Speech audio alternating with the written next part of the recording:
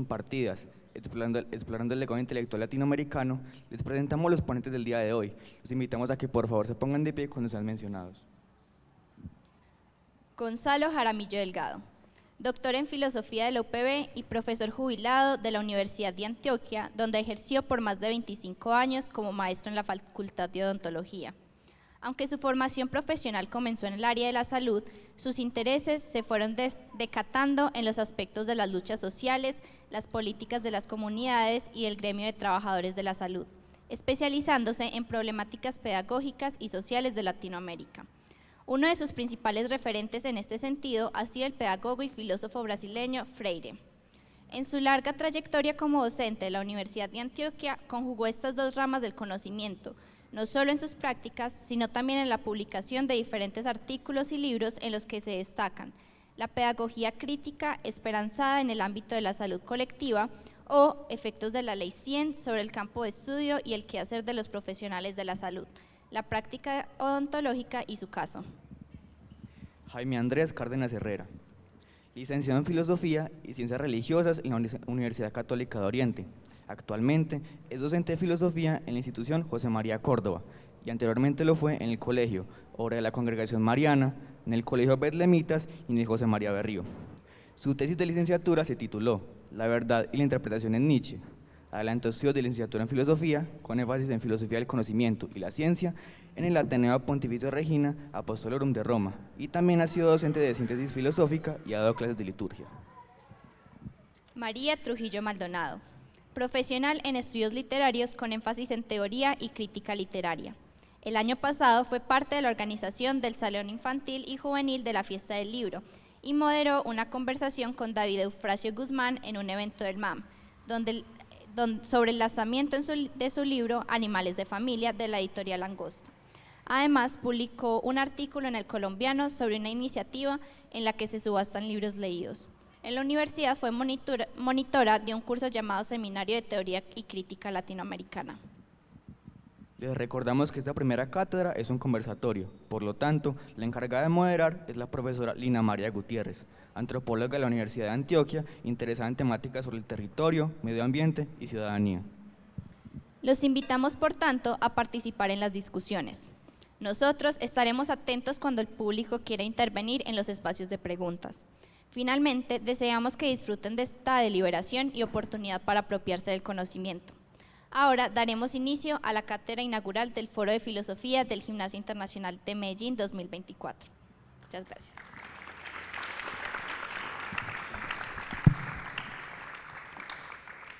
Hola, buenos días, un gusto saludarles, gracias a los colegios asistentes, a los ponentes por acompañarnos en este ejercicio de repensarnos el territorio, la ciudadanía y la identidad latinoamericana. Estamos aquí para pensarnos por qué no simplemente repetir los nombres que nos han puesto, esa identidad latinoamericana, cuál es ese territorio del que hacemos parte. Y por qué no ir más allá y cuestionarnos si se nos ha impuesto algo o cuál es el devenir que tenemos como región o como territorio latinoamericano. Entonces, sin más demora, empezaremos entonces con las preguntas para nuestros ponentes. La primera pregunta nos dice aproximadamente en qué época y a raíz de qué aparece la conciencia de una identidad latinoamericana. ¿Cuáles son las cualidades de esa identidad y cuáles son sus retos? La idea es que los ponentes nos comenten y al final de cada pregunta ustedes, público, puedan hacer un par de intervenciones para complementar esta conversación. Entonces, ¿quién quiere dar inicio?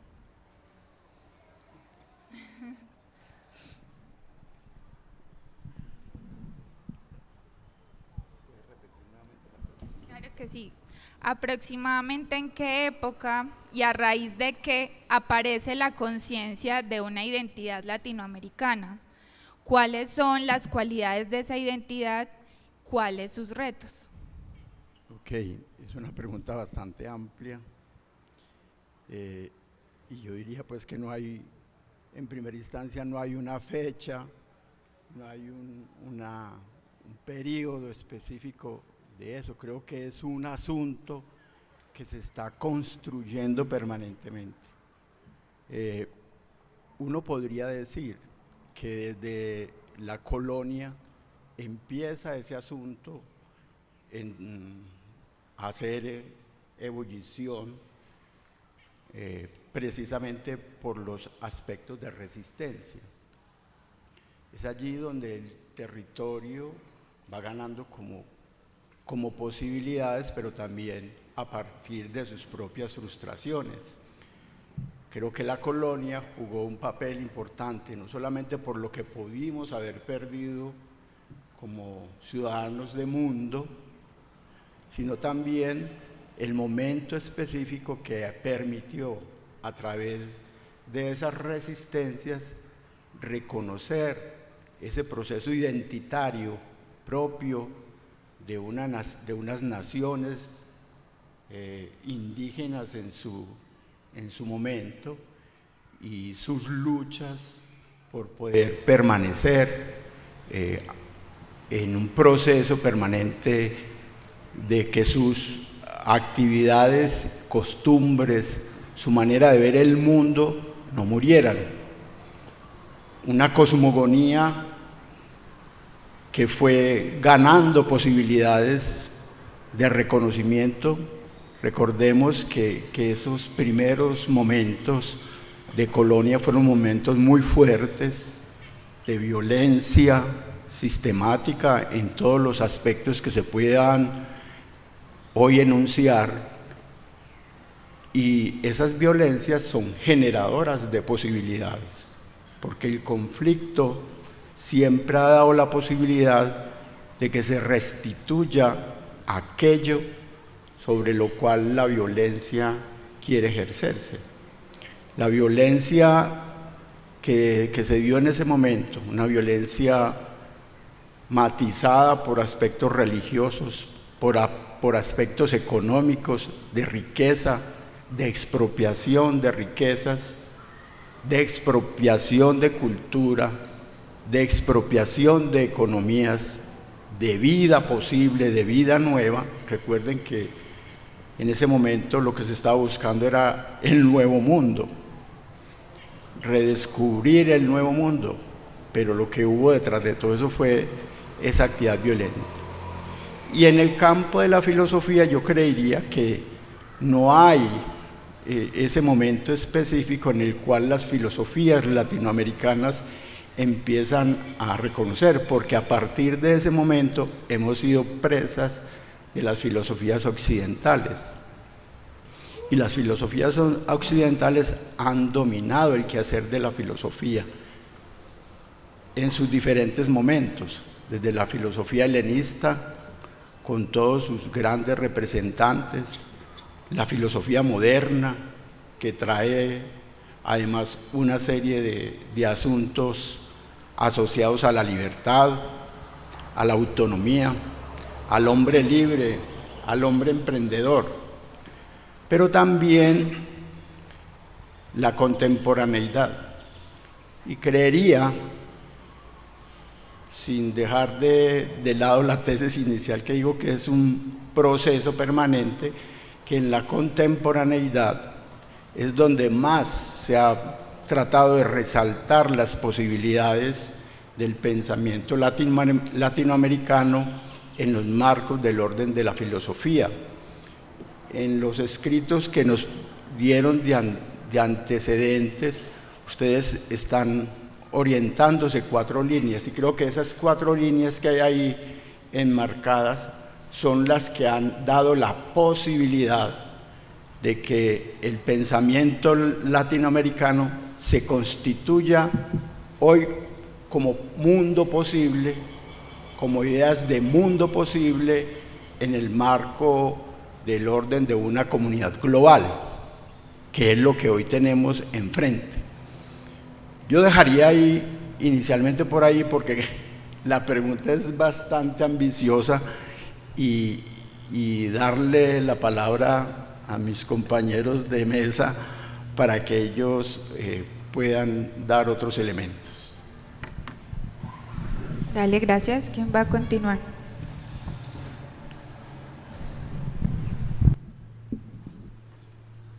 Buenos días para todos.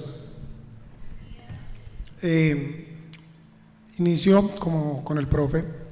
El problema de hacernos conscientes de nuestras identidades inicia obviamente en el tiempo de la conquista y de la colonia. Enrique Dussel no plantea que hay un descubrimiento de América, ¿cierto? Sino que hay más bien una invasión de América y una invasión opresora, ¿sí? Y en su historia, en su filosofía de la historia, él plantea que precisamente esa situación de ser conscientes, que es la filosofía es sobre todo hacernos conscientes, abrir los ojos, ser capaz de ver cómo es la realidad, surge en esos momentos de opresión, ¿cierto?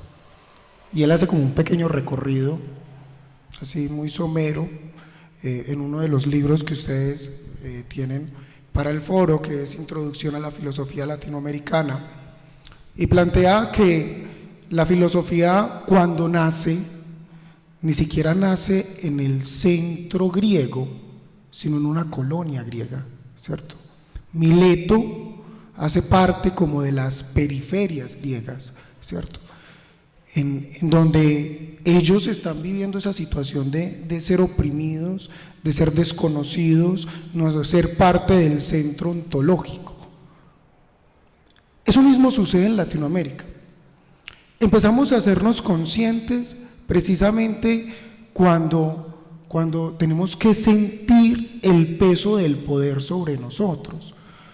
Cuando uno está muy acomodado, cuando uno está muy tranquilo, cuando uno no tiene ninguna dificultad, ¿para qué pensar? ¿Para qué pensar nuevas formas? ¿Para qué pensar nuevos horizontes? Si lo que está muy bien, ¿cierto? Está establecido y me muevo en lo establecido. Pero en el otro lado, el oprimido, en el otro lado, el excluido, el otro lado, el marginal, ese sí necesita, porque necesita darse un ser. Dussel plantea precisamente que el movimiento de la historia, Dussel en ese punto es muy marxista y plantea que la historia se va moviendo como entre una lucha de clases, el opresor, el oprimido y todo eso.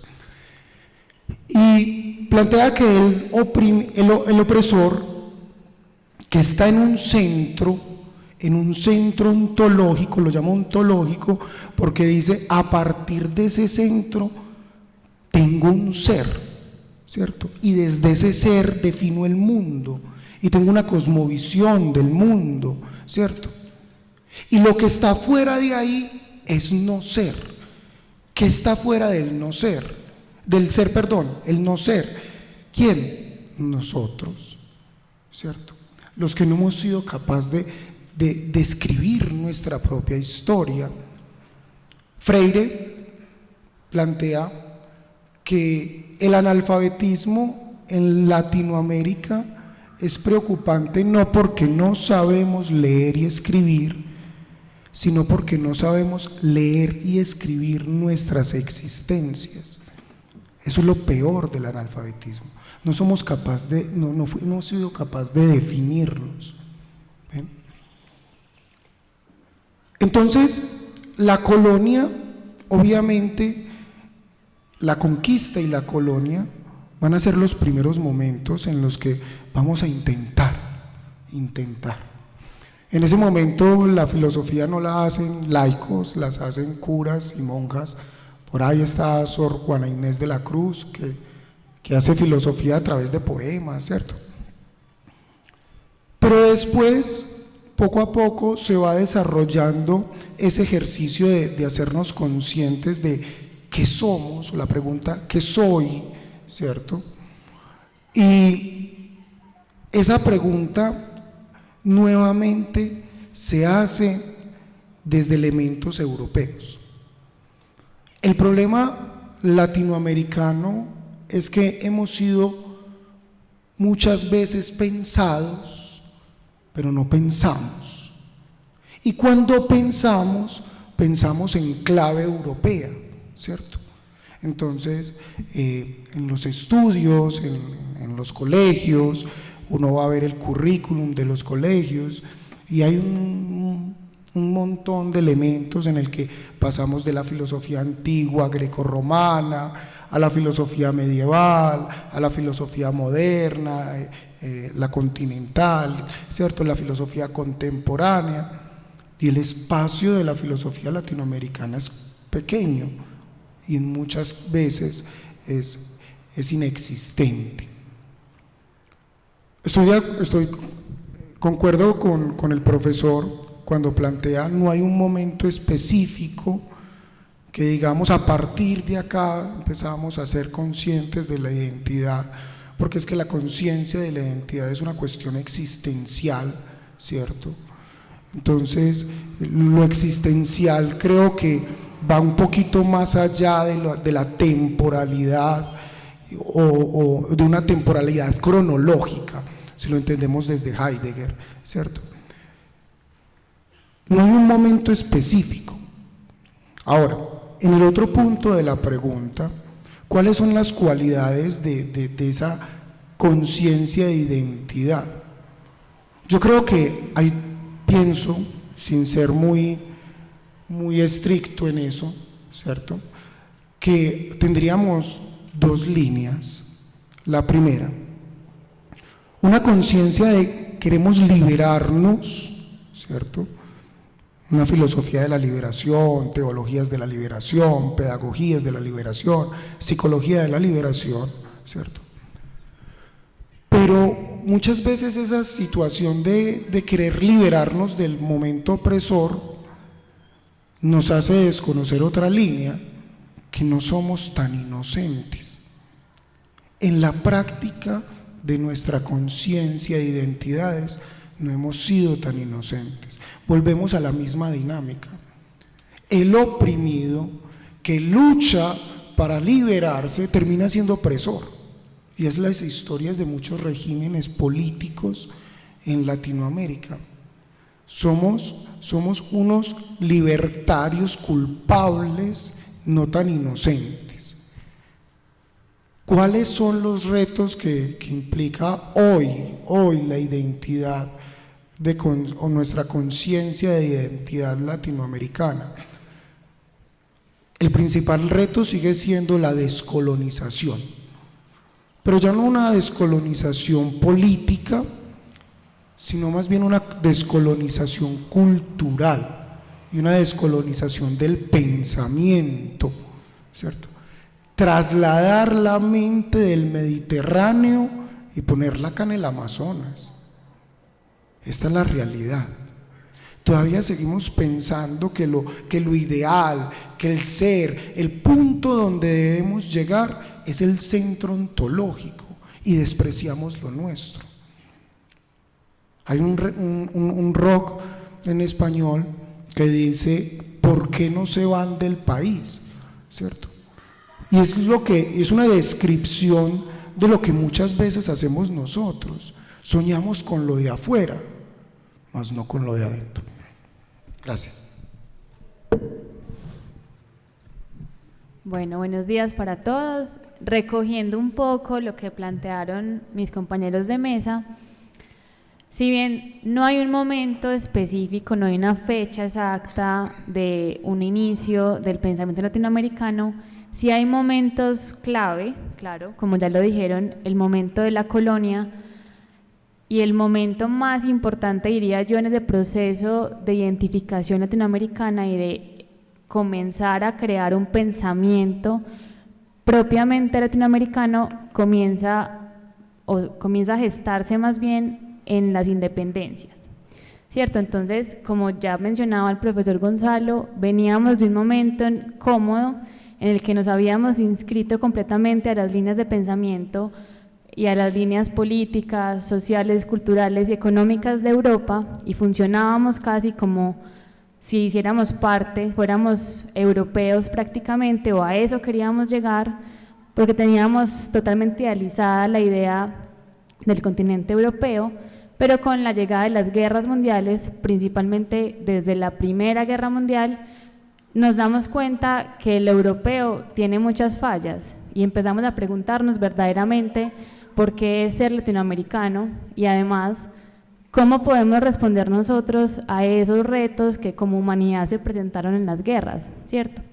Entonces es un momento, ese principio, finales del siglo XIX, principios del siglo XX, con las independencias, en las que las naciones latinoamericanas se empiezan a cuestionar y tienen que empezar a delimitar una identidad de nación. Hasta ese momento, por ponerles un ejemplo, las comunidades indígenas estaban relegadas a la periferia, ¿cierto? No hacían parte de las urbes que se estaban gestando, sino que estaban relegadas y estaban empobrecidas, no eran tenidas en cuenta de ninguna manera en el ideal de nación. Pero entonces en ese momento en el que hay esa ruptura con Europa, tenemos inevitablemente que empezar a buscar respuestas. Entonces una gran parte de los intelectuales latinoamericanos del momento empiezan a devolverse, principalmente en México y en Perú, que tuvieron grandes imperios indígenas, empiezan a devolverse a ese pasado, a ese gran y esplendoroso pasado indígena y empiezan a rastrear ciertas piezas de nuestra identidad allí. Pero en ese momento como del inicio todavía no tenían en cuenta las comunidades vivas, ¿cierto? Las que existían todavía y que estaban totalmente empobrecidas y como ya lo mencionaba también mi otro compañero, eran analfabetas, ¿cierto? No tenían cómo, ni social ni culturalmente, cómo inscribirse a las naciones que estaban creándose. Entonces en ese punto en el que empezamos a preguntarnos por primera vez casi ¿qué es una nación latinoamericana?, empezamos a darnos cuenta de un problema que habíamos estado ignorando y es cómo inscribir a las poblaciones que no eran mestizas, que no eran blancas, a nuestro ideal de nación, ¿cierto? Entonces ese punto de partida de reconocer primero que teníamos problemas no solamente culturales, no solamente de educación, sino también problemas económicos y políticos, empieza a gestar ya unas miras para intentar dar respuesta y para intentar encontrar respuestas a esa pregunta por lo verdaderamente latinoamericano. Y aquí, pues más que todo en mi línea pues de estudio, que es pues como la literaria y la artística, los autores y los artistas empiezan, como ya había mencionado, a buscar y a rastrear esas culturas indígenas y encontrar ahí ciertas respuestas, ¿cierto? Sin embargo, también, como ya lo mencionaban antes, empiezan a encontrarse también con cierto alejamiento, listo, no somos indígenas, ¿cierto? Ni tampoco somos europeos, entonces, ¿qué somos? ¿Cierto? Porque además, en las sociedades se empieza a ver que aunque se quiera integrar a las comunidades indígenas y a las comunidades afrodescendientes, es imposible por el atraso tan grande que ellos tenían, ¿cierto? Pero ahí empiezan a abrirse muchas dicotomías en el pensamiento, en nuestro pensamiento, porque nos enfrentamos a la paradoja de si los metemos completamente a la sociedad pues como de la urbe, les estaríamos obligando a abandonar prácticamente sus raíces, su cultura, su tradición, al básicamente atravesarlos y al atravesarlos por nuestro lenguaje, por nuestras formas, por nuestra cultura, estaríamos negando toda la riqueza y todo lo que nos pueden ofrecer en esa diferencia, ¿cierto? Entonces en ese momento, más o menos entre 1900 y 1920, es que empezamos verdaderamente a enfrentarnos y las naciones empiezan a enfrentarse a ese problema de cómo podemos construir una nación verdaderamente rica, porque además una de las primeras conclusiones a las que llegamos es que no somos solo una cosa, ¿cierto? La identidad latinoamericana está construida por muchas miradas, como ya estaba mencionando, claro, está la europea, no podíamos desligarnos completamente de la mirada europea porque pues fue nuestro inicio en la colonia, ¿cierto? De ahí partimos, pero además también somos indígenas, pero además también tenemos raíces y algunos pues tenemos más raíces afrodescendientes, ¿cierto? Entonces partimos desde una primera y una muy joven conclusión de que nuestra identidad se compone de muchas otras identidades, pero ese es un primer problema al que nos enfrentamos y también es una de nuestras cualidades y también de nuestros retos. Muchas gracias. Bueno, tuvimos un primer gran panorama de esos retos, cualidades, que nos hablaban de que no hay una fecha cronológica exacta, sino que ha sido un reto en ese devenir latinoamericano, desde la colonización, la liberación y luego, y María hizo al final una pregunta que recogió o que muestra muy bien lo que queremos hablar hoy, es ¿qué es lo verdaderamente latinoamericano? Entonces, ya en este punto, ¿tienen alguna pregunta sobre este tema que acabamos de tocar, de la identidad, de esa construcción de identidad? Buenos días.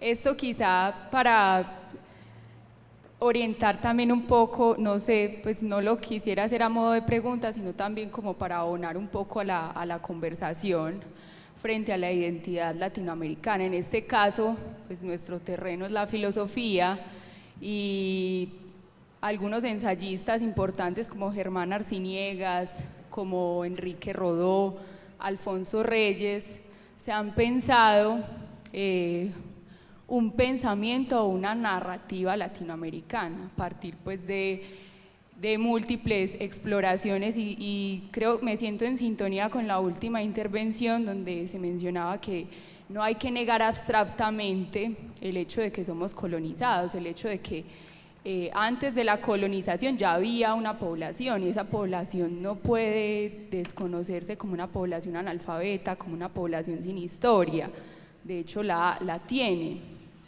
solo que en su proceso, en su devenir histórico se ha ido opacando. Entonces la propuesta de Germán Arciniegas, Alfonso Reyes en su ensayo sobre la inteligencia americana habla de pensarnos una narrativa, un pensamiento como una suerte de simbiosis, exotismo, donde no se niega nuestro pensamiento, nuestra cultura colonizada, pero tampoco se niega las nuevas producciones o las producciones que son propiamente de Latinoamérica.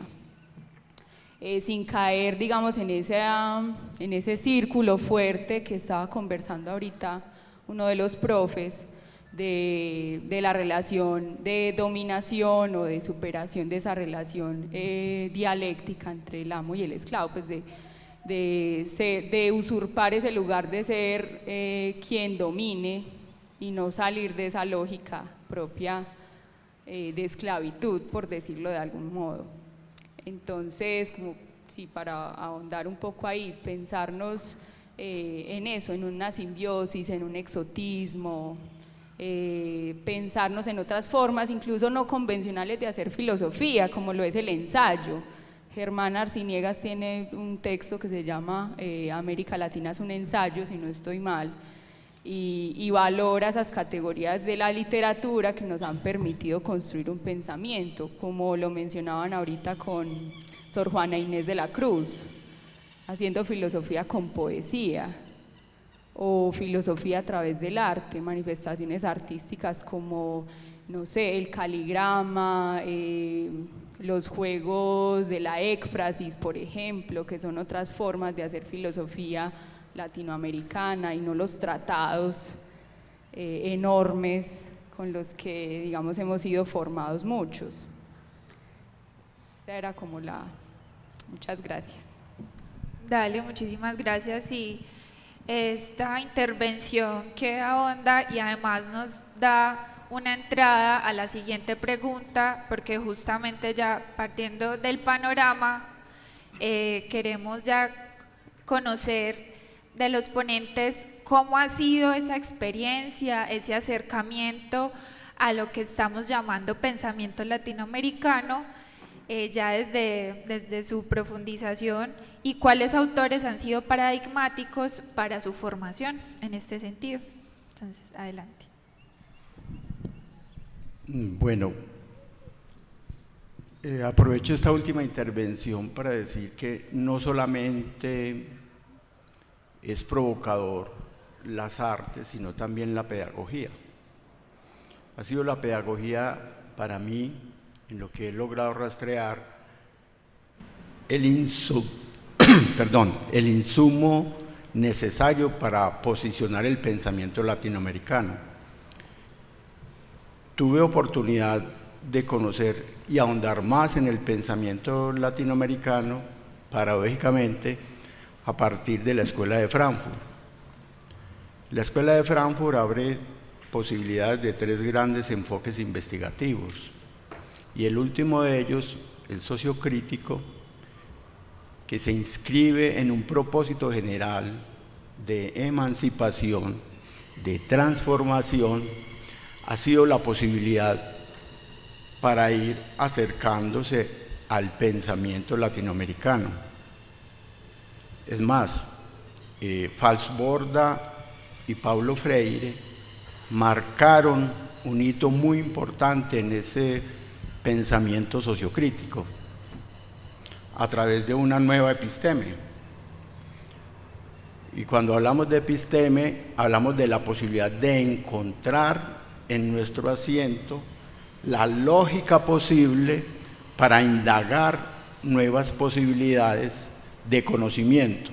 Y fue a partir de esa Escuela de Frankfurt, que ofrece desde diferentes textos, conocimiento e interés, por ejemplo, marcadamente la posibilidad de ahondar nuevamente en nuestro pensamiento latinoamericano. Repito, con las apuestas de la investigación-acción participativa que ofrecía Falsborda en su momento, con una vertiente sociológica muy grande que yo diría que podría entrar muy en perfecta armonía con lo que es la economía política y la justicia social, una de las líneas en las cuales es posible inscribir ustedes sus trabajos para este entorno. Creo que Falsborda y después otros, sobre todo sociólogos de la Universidad Nacional de Colombia, abrieron toda esa posibilidad, además de otras organizaciones no gubernamentales que en su momento trabajaron paulatinamente y fuertemente con esa idea de lograr a través de que el otro se le diera voz, con ese proceso de la participación activa, que es posible indagar no solamente desde fuera, sino también desde adentro, dándole voz, posibilidad al otro. Porque es que esa es la idea posible de hacer que la identidad de los pueblos latinoamericanos se reconozcan a sí mismos, dándole voz, vocería. Y esa participación no puede quedarse simplemente en la enunciación de actos, sino también en la posibilidad de la acción. Y una acción que convoque determinadamente con posibilidades de reconocer procesos transformadores, no solamente de los sujetos, de quien indaga o de quien es indagado, sino también de los territorios. Hablar de la posibilidad entonces de contextualizar nuestros discursos, y en ese contextualizar nuestros discursos darle la palabra al escindido, al marginado, al que no tiene, a quien se le ha negado la posibilidad de la palabra, y que en esa acción de darle, de dotarlo de palabra, reconocer sus otros saberes, que es lo que se ha fundado de ahí en adelante en todo lo que ha sido la corriente también de trabajo popular, del quehacer popular, de darle vocería a ellos. Y la otra línea muy fuerte que decía ahora es la línea que ofrece Freire, una investigación-acción pedagógica, para que esos elementos no se quedaran simplemente en el reconocimiento de la alfabetización, sino fundamentalmente en darles otras acciones mucho más conscientes, y posiciona una línea estratégica de pensamiento temático, es decir, que la escuela tiene la posibilidad de tematizar estas actividades, volverlas propias en la escuela para que en sus procesos de transformación social las instituciones educativas también tengan esa posibilidad de hacer suyo esa posibilidad del conocimiento latinoamericano. Freire además no se queda en el terreno de la enunciación de la pobreza, de dejarlos allí, sino además de darles esperanza. Y cuando en los 90 Paulo Freire escribe un texto de la pedagogía de la esperanza, lo hace reeditando su texto originario de la pedagogía del oprimido. Y me llama a mí la atención que ahí expresa en esa posibilidad de darle esperanza al otro 4 categorías fundamentales que están asociadas hoy al pensamiento latinoamericano.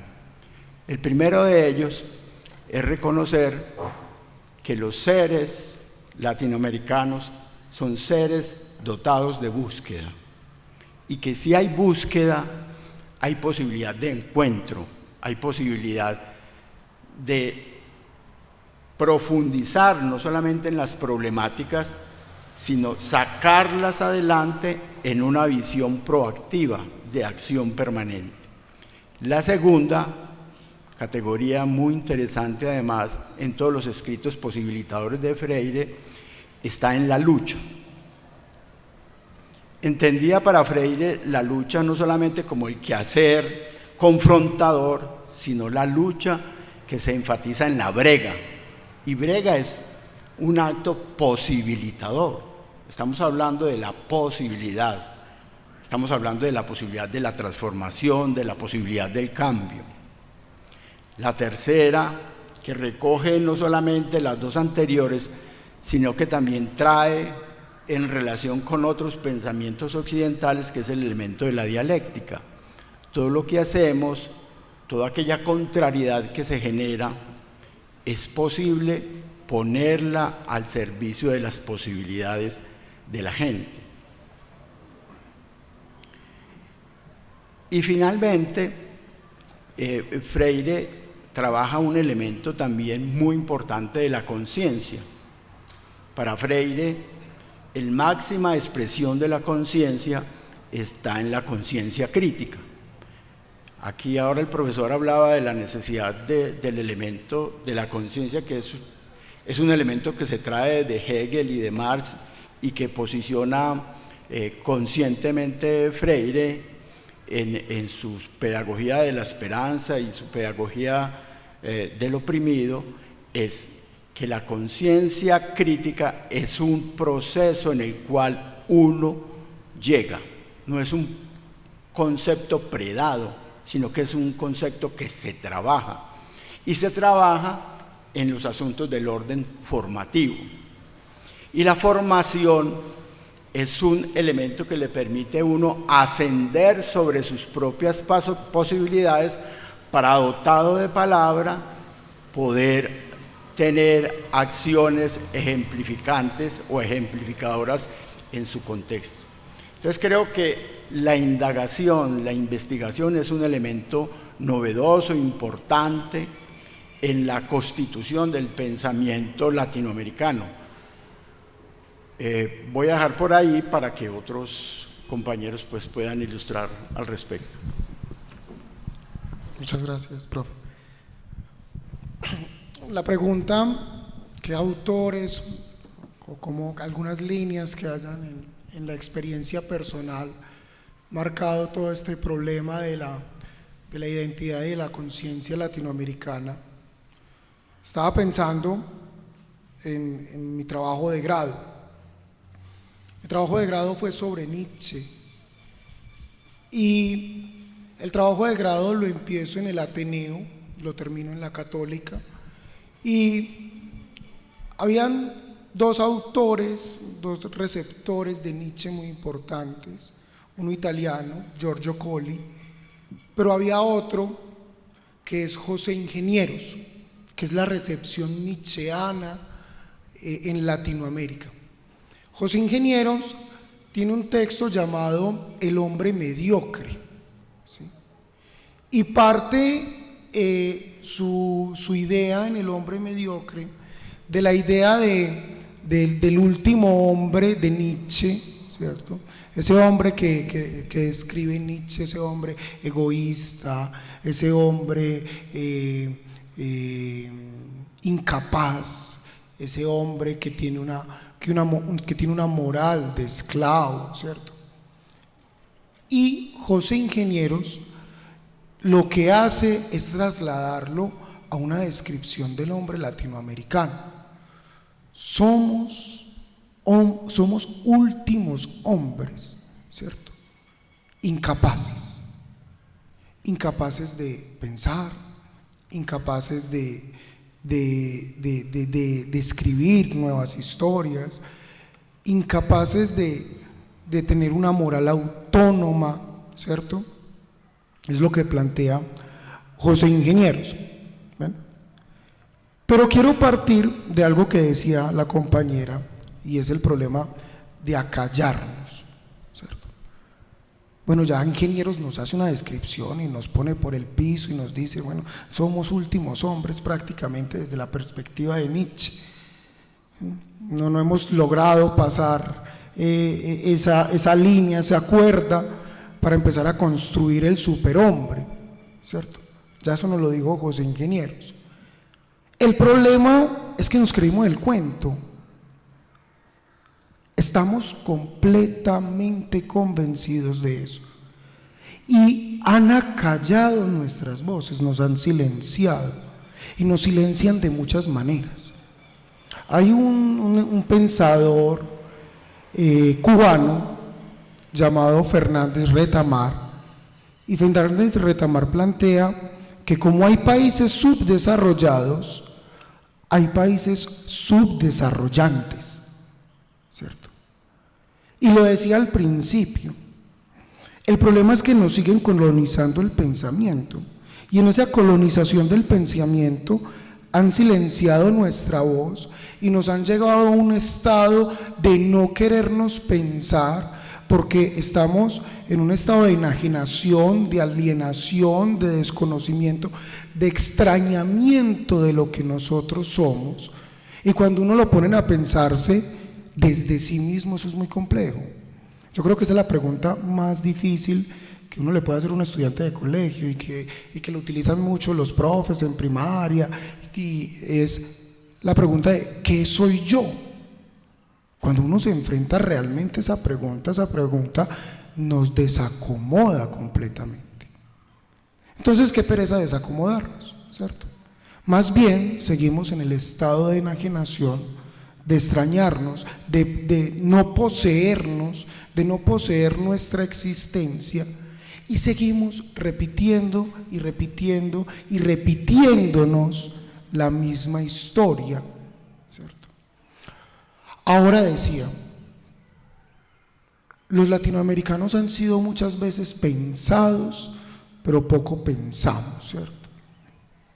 Pero cuando nos piensan muchas veces desde el centro, volviendo otra vez a categorías de Dussel, desde el centro, y nos piensan como en un sentido peyorativo. Prendan la televisión. Yo no lo llamo, este canal yo no lo llamo History Channel, sino Chistory Channel, eso es un chiste, ¿cierto? Y en Chistory Channel, cuando empiezan a pensar o cuando empiezan a hacer documentales sobre las construcciones de los mayas, de los incas y todos los avances científicos, matemáticos, tecnológicos que tienen estos pueblos, no son capaces de decir fueron ellos. Y entonces nos meten un cuento un poco más ficticio, un poco más divertido, y son los alienígenas los que construyeron eso, los que construyeron las pirámides.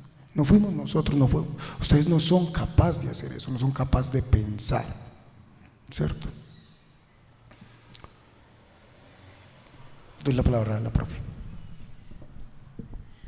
Bueno, en realidad mi acercamiento al pensamiento latinoamericano llegó como a finales de la universidad, porque empecé a notar que en esos seminarios de teoría y crítica latinoamericana, no había prácticamente lugar para pensadores colombianos, ¿cierto? Entonces de ahí nace la pregunta para mi trabajo de grado, en la que intento como rastrear y responder un poco cómo hemos respondido nosotros en Colombia a esa pregunta por lo verdaderamente latinoamericano, ¿cierto? Entonces, claro, me tocó rastrear la mayoría pues de autores que no son de aquí, como por ejemplo los que mencionó la profe, y además uno de los más pues como paradigmáticos para mí fue Ángel Rama con La ciudad letrada, que recogiendo un poco lo que dijeron los otros profes, son pensadores, y Ángel Rama en particular, que intentan entender o más bien intelectualizar esta idea de ciudad y de sociedad latinoamericana, ¿cierto? También en mi trabajo de grado particularmente me centré mucho en cómo respondimos o cómo nos inscribimos a una corriente de pensamiento que empezó a gestarse en México y en Perú, que se llamó el indigenismo, ¿cierto? Entonces, también recogiendo lo que dijo la profe, fue también un intento en su momento de hacer esta simbiosis o esta especie de cómo un mestizo, cómo un otro puede narrar a las comunidades indígenas y cómo de esa manera podemos inscribirlas e incluirlas en nuestro imaginario de nación.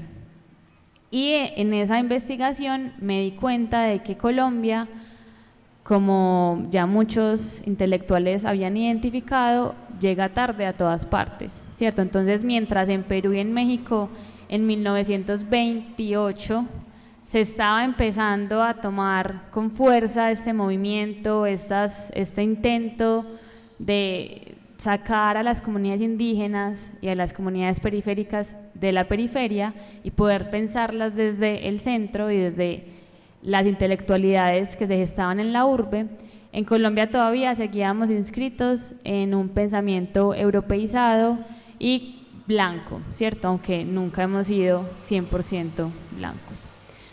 No es sino hasta 1940 más o menos, 20 años después, que Colombia recoge todas esas investigaciones de Perú y México, particularmente, también pues en Bolivia y en Ecuador hubo pensamiento indigenista, e intentamos hacer nuestra propia respuesta a esa pregunta por la identidad.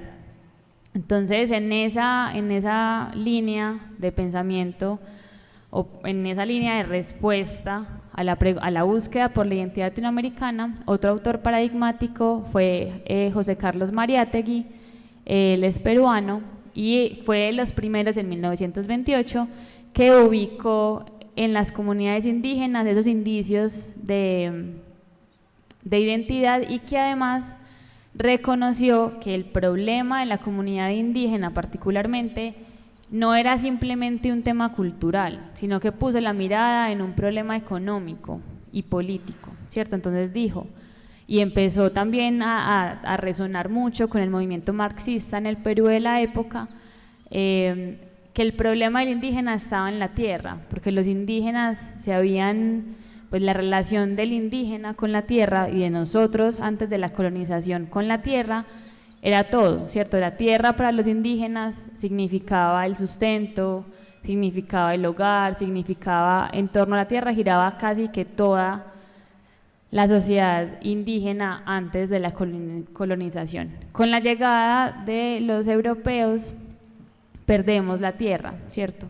Y luego con la independencia, esos gamonales y esos mestizos y criollos se quedaban a cargo de las fincas y de las tierras que se repartían, seguían poniendo a los indígenas en una posición de minoría, ¿cierto? Como decían también por acá, no se les daba y no se les creía que ellos tenían las capacidades para hacerse cargo de un pedazo de tierra, para hacerse cargo de un huerto, entonces seguíamos dejándolos en un lugar de raza inferior, ¿cierto?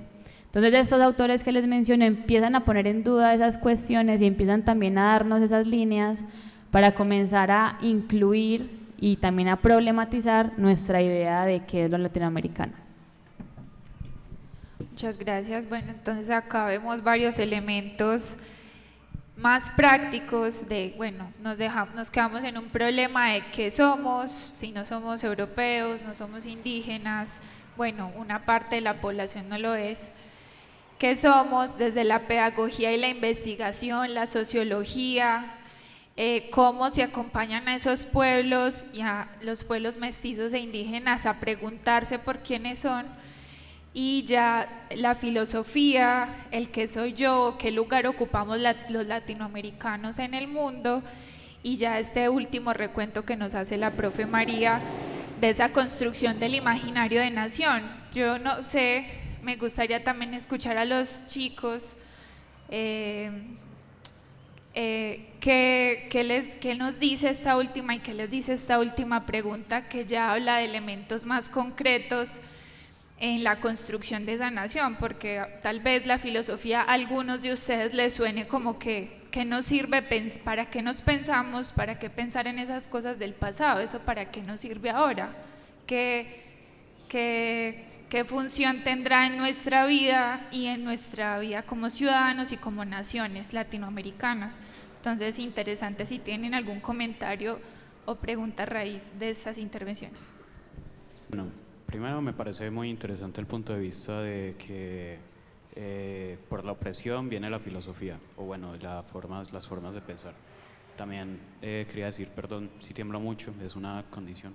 Y tercero, me gustaría agregar que el simple hecho de que hayan, digamos, dioses antes de la colonia significa que la filosofía venía desde mucho antes, porque los dioses son una explicación de cosas que no podemos explicar y la filosofía está muy ligada con eso. Entonces me gustaría agregar si realmente la opresión viene de la filosofía o si la filosofía es algo que viene incorporado ya en nosotros y no como tanto en la opresión.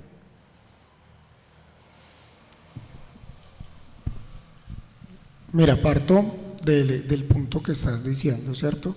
De si antes de la conquista habían dioses, eso quiere decir que había filosofía. Claro, mira, el problema de la religión en el fondo es un problema filosófico, y es un problema filosófico muy hijo de madre, ¿cierto? Mira, la palabra religión viene del latín religare, que significa religar, volver al inicio, ¿cierto? La religión es eso, tratar de volver al inicio, a los orígenes. Muchas veces plantean que el origen de la religión es la pregunta por la muerte, y no, ¿cierto? Eso es algo secundario. El inicio de la religión es la pregunta por el inicio, por el origen, por el de dónde vengo. Uno en cierta medida se acostumbra, logra acostumbrarse con la idea de la muerte, ¿cierto? Yo sé que en algún momento me voy a morir, ¿cierto? Las personas que amo se van a morir, ¿cierto? Quizás lo que más preocupa es cómo me voy a morir. De pronto lo más angustiante es cómo. Que me vaya a matar un psicópata con un corta uñas, eso me asustaría demasiado, ¿cierto? Pero cuando uno se pregunta por el origen, esa pregunta es el triple de angustiante. ¿Por qué? Piensen, la mayoría de ustedes, su edad oscila entre 14 y 16 años, ¿sí? Hace 20 años, ¿qué eran? Hace 30, hace 50, hace 1.000.000 de años, en el infinito hacia el pasado, ¿qué éramos? Y de un momento a otro, ¡pum!, estamos acá. Y entonces ahí surge la religión. ¿Por qué estoy acá? Y trato de darle una explicación a través del mito, ¿cierto? Eso es lo que hacen los españoles cuando llegan. Entran en primera instancia por ese punto, por el punto de la religión. El ego conquiro, el yo conquista con la espada y con la cruz. Entran o derramo sangre o derramo agua del bautismo. lo primero que hacen con los indígenas es anular toda su axiología religiosa y decirles que son profanos, satánicos, eso es del diablo, eso no se puede, ¿cierto? Eso es lo primero. Después está el ego cogito. El ego cogito es posterior al ego conquiro. El ego cogito es el yo pienso, yo centro la razón, ¿cierto? Como la que define el ser, ¿cierto? Entonces tú hacías una pregunta de si el problema de la opresión sobre los pueblos oprimidos tiene la culpa la filosofía. En parte sí, en parte no. En parte no, porque pues sabemos que toda verdadera filosofía es un esfuerzo emancipador. La filosofía es madre de toda emancipación. Pero no podemos dejar de atender que los sistemas políticos, los sistemas de poder, tienen un sustento teórico y teológico. Cuando los españoles cuando los europeos nos ven a nosotros, nos ven desde el yo pienso, yo soy la razón, usted no lo es. Usted no es racional. La pregunta de los teólogos españoles, cuando se encuentran a los indígenas, es una pregunta supremamente aterradora. ¿Qué son? ¿Qué son los indígenas? Eso no es una pregunta antropológica, es una pregunta violenta. ¿Qué son? Y la respuesta que se dan son homúnculos, animales muy parecidos al ser humano, pero que no tienen alma. Entonces hay que darles alma, le damos alma con el bautismo, ¿cierto? Después, lo decían ahora, la razón europea nos demuestra que fracasa. El mayor fracaso de la razón europea es Auschwitz, ¿cierto? Y entonces el latinoamericano mira eso y piensa, yo no le puedo seguir creyendo, no lo puedo creer más. Entonces ya la razón tiene que transformarse. El segundo Heidegger dice, entonces, ya no va a ser la razón la que domina, sino la técnica. Y a través de la técnica, vuelvo a lo que les decía ahorita, vuelven y nos silencian, vuelven y nos anulan. La técnica en este momento de la contemporaneidad, si podríamos decir, estamos viendo una contemporaneidad, una posmodernidad, la técnica está anulando también los esfuerzos de tratar de definirnos. El arte. Cuando la técnica entra en el arte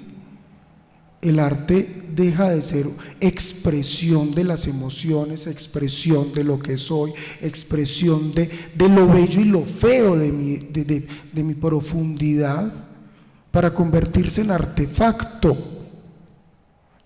Artefactum, arte hecho en fábrica, arte hecho en serie. Y el ejemplo más claro es las formas de arte más cercanas a nosotros, la música. Nuestra música es artefacto, no solamente el reggaetón, hasta el rock ha llegado a ese punto. Y el rock en español también ha llegado a ese punto. Gracias. Bueno, muchas gracias.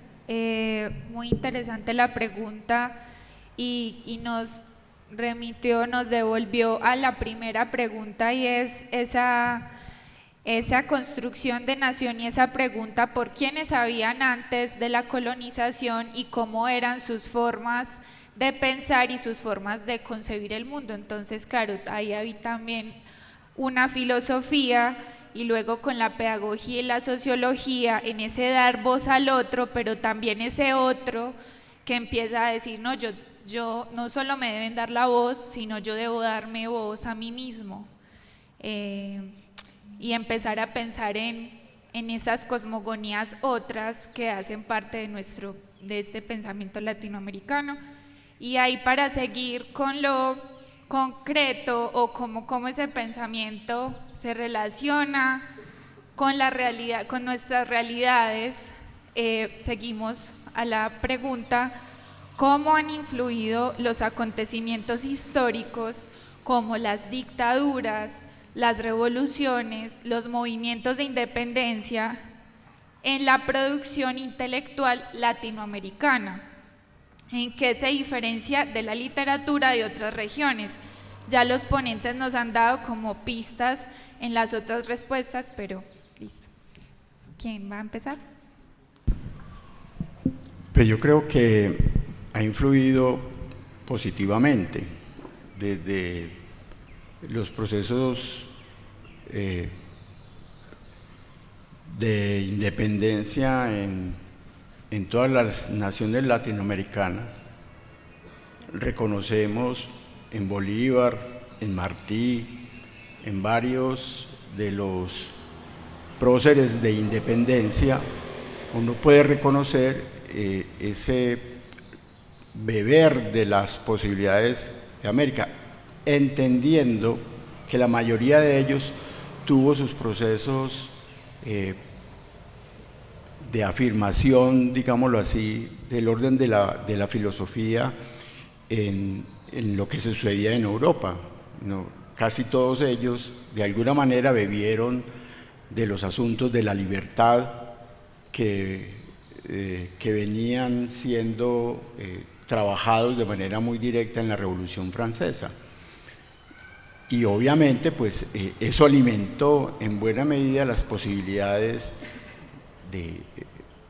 de reconocer que teníamos posibilidades de dirigir nuestros propios destinos. Es ahí donde el asunto de la libertad gana intención, además de los tratados que copian fielmente de Rousseau, de que nuestras posibilidades contractuales es posible hacerlos de manera soberana, de un asunto de que la soberanía se impone en nuestra propia carga, en nuestras propias espaldas, independientemente de las cargas impositivas que se venían trayendo con los españoles, que se generaban desde el aspecto económico por todo lo que implicó los impuestos, que en su momento pues tenían otros nombres y que no es del caso, pero que dan cuenta de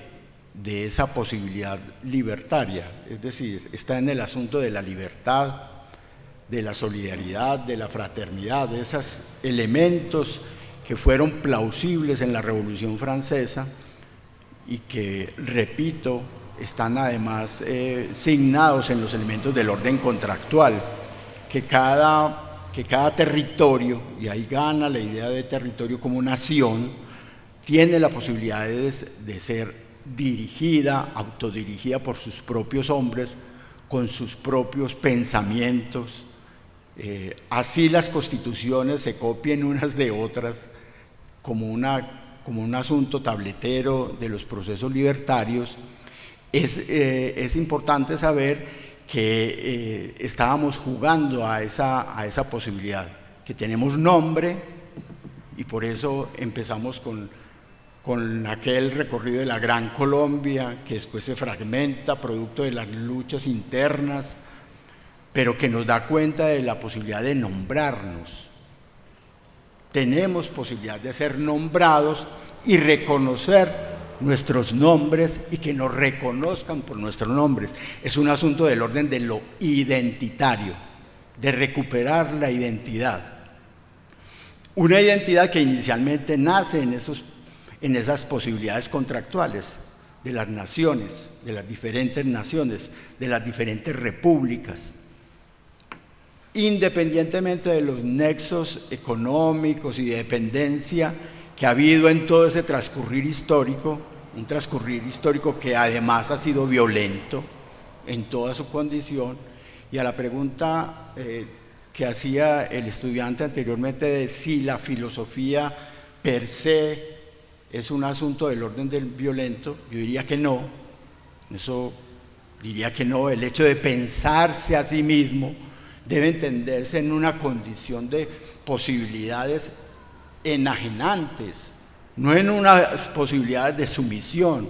Otra cosa es la respuesta que uno pueda darle de resistencia del orden, no solamente de lo violento, sino también de la resistencia escénica, de aquí estoy yo, aquí me posibilito yo tengo nombre, a mí me pueden nombrar, puedo ser nombrado. Ahí es donde está la esencia realmente del pensamiento latinoamericano, del quién soy yo y qué lugar ocupo en el mundo, qué relación tengo con este mundo y cómo el mundo me reconoce a mí como posibilitador de identidad propia. Cuando el otro me nombra, es el primer acto de liberación, el ser nombrado. Porque la esclavitud no reconoce eso. La esclavitud subyuga, le quita, le cercena las posibilidades de los derechos. Entonces, ¿en dónde está todo ese entramado? Está en el entramado del derecho, cosa que hoy todavía estamos allí trabajando alrededor de eso. La posibilidad del reconocimiento de los diferentes, de los escindidos, de los marginados, de los que están en el lugar otro. Pero ese ocupar un lugar otro es porque tiene las posibilidades a sí mismo de llevar detrás de sí, porque se lo ha preguntado, de quién soy yo, qué lugar ocupo en el mundo y qué lugar ocupan los otros con lo que yo me pregunto. Es un asunto del orden de lo colectivo, no es un asunto del orden de lo individual. Ninguna nación se ha construido de manera individual, se ha constituido es en el conjunto, en el esfuerzo mancomunado por las posibilidades de permanecer, de ser reconocido. En los asuntos de la identidad no van solamente del asunto del yo, están también en el asunto del nosotros y de los otros. Y es allí donde yo creo que tiene sentido todos estos elementos que, repito, vienen detrás de esa gran primera categoría del orden de las posibilidades del pensamiento latinoamericano, así hayan nacido en Europa, con el asunto de la libertad, la fraternidad, la solidaridad.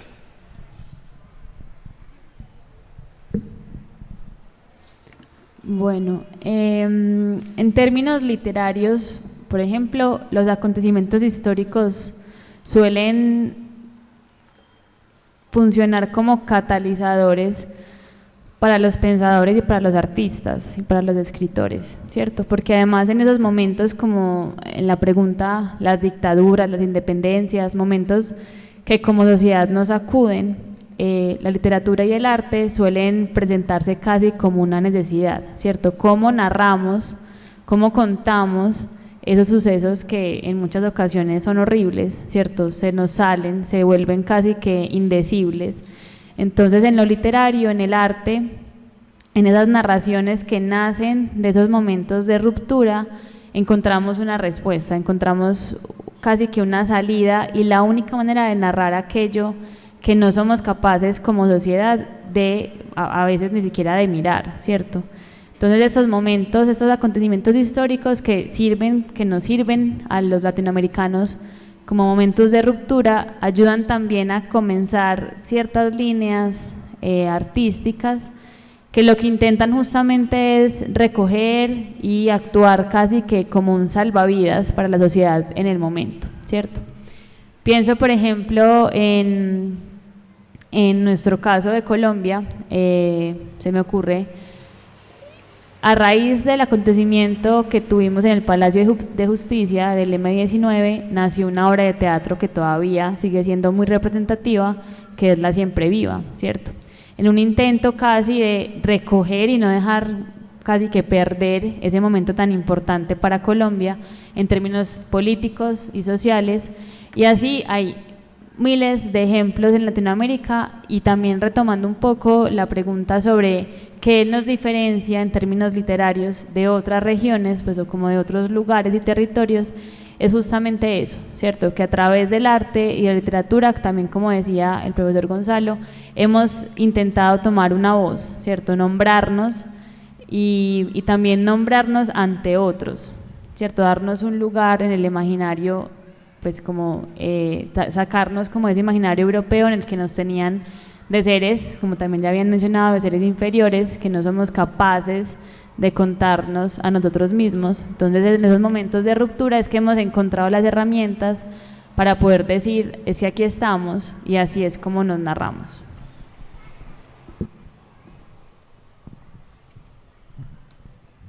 Uno de los elementos fundamentales en la conciencia de la identidad es la memoria, ¿cierto? No puede haber identidad si no hay memoria, algo que contenga lo poco que he ido identificando en mi identidad, en la pregunta del qué soy, ¿cierto? Y simplemente me quiero remitir a un punto, un momento exacto de nuestra historia, y en especial de la historia colombiana reciente, y es los relatos que cuentan las víctimas después de los procesos de paz, ¿cierto? De esos relatos de memoria histórica, de manera que como sociedad aseguremos una no repetición con las víctimas. Cuando uno se sienta a leer esos relatos, esas narrativas, esa literatura, porque es muy bonito, porque escriben como hablan, ¿cierto? Entonces el aiga lo encuentras allí y te va contando toda la historia de qué fue lo que pasó, ¿cierto? Y te está diciendo, no lo olvide, no olvide que vivimos esto, ¿sí? Es importantísimo entonces que yo creo que en la cuestión de la literatura latinoamericana ha sido fundamental el problema de la memoria, ¿cierto? Tratar de recordarnos siempre lo que nos ha acontecido. Ahora, ¿qué nos diferencia de la literatura de otros lugares? Miren, Martin Heidegger tiene un texto llamado, pues es una conferencia que lo ponen como texto, llamado ¿Qué es la filosofía? ¿Qué es eso de la filosofía? Y dice allí que el logos, entendiendo el logos, el concepto de logos para los griegos es un concepto atómico, ¿cierto? Es una cosa impresionante. Logos no solamente traduce palabra, logos no solamente traduce razón, logos también traduce entendimiento, inteligencia. Si lo entendemos desde ese sentido, el logos implica también la alteridad, ¿sí? El logos, dirá Heidegger en ese texto, el griego y solo el griego es el lenguaje del logos. Es decir, en español no podemos hacer filosofía. La filosofía que hacen en francés, eso tampoco es filosofía.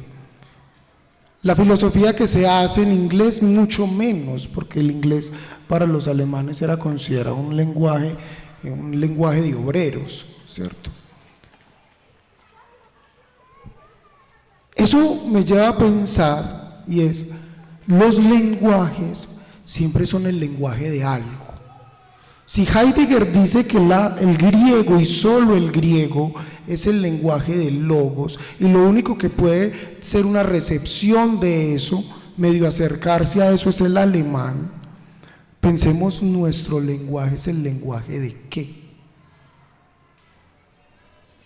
Es el lenguaje del amor. es el lenguaje de la jovialidad, es el lenguaje del compañerismo, es el lenguaje que es capaz de construir expresiones artísticas tan bonitas como es una salsa o como es un vallenato. Piensen en un vallenato cantado en chino, eso debe ser la cosa más horrible que uno puede escuchar, ¿cierto? Es decir, esa es la diferencia que tenemos.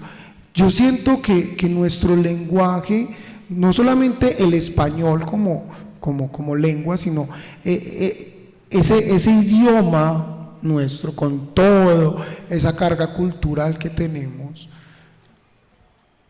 permite unas construcciones literarias y artísticas supremamente diferenciadoras, llenísimas de mucho color. Muchas gracias. Resaltar estos elementos que trajeron a colación de la identidad, la relación con la memoria, con el lenguaje, y de ahí cómo nos narramos a partir de la literatura, en este caso que más se mencionó. Por ejemplo, recordamos cómo fue mencionado el tema de las bananeras, la masacre de las bananeras en 100 años de soledad, o una obra que estamos trabajando acá en el colegio, que es La Vorágine, y cómo todo ese contexto histórico se ve narrado allí de una forma tan bella, pero tan triste, ¿cierto? Continuamos con la siguiente pregunta, entonces, haciendo hincapié en lo que había dicho uno de nuestros ponentes, de cómo ese detonante del pensamiento europeo, de la libertad, cómo lo traemos acá para ser nombrados en esta construcción de nación y en estos movimientos independentistas, y la construcción del derecho y de la ciudadanía, de ser ciudadanos y tener derechos. Entonces, cómo todo esto que estamos hablando finalmente se concreta en nuestra experiencia personal del día a día, siendo ciudadanos de este u otro país. Entonces, la siguiente pregunta es, ¿de qué manera las cualidades del territorio latinoamericano han incidido en la forma de establecer el lazo social en esta región?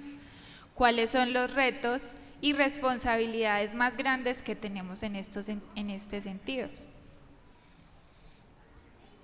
¿La repito? Hay como dos o tres. ¿De qué manera las cualidades del territorio latinoamericano han incidido en la forma de establecer el lazo social en esta región? ¿Cuáles son los retos y responsabilidades más grandes que tenemos en este sentido? Bueno, lo primero hay que decir, yo creo que hoy nos tenemos que reconocer como ciudadanos de mundo. Esa es una categoría supremamente grande. Como un latinoamericano se reconoce como ciudadano de mundo. Esa es la acepción a que hoy jugamos. A ustedes no les tocó, pero nosotros los que somos más viejitos, nos tocó que nuestro mundo era un mundo muy circunscrito, muy local, con la exploración de lo global y lo local, de la parte y el todo, y su relación entre todo y parte. Empezamos a entendernos no solamente como posibilitadores de un pequeño espacio, sino como habitantes del mundo.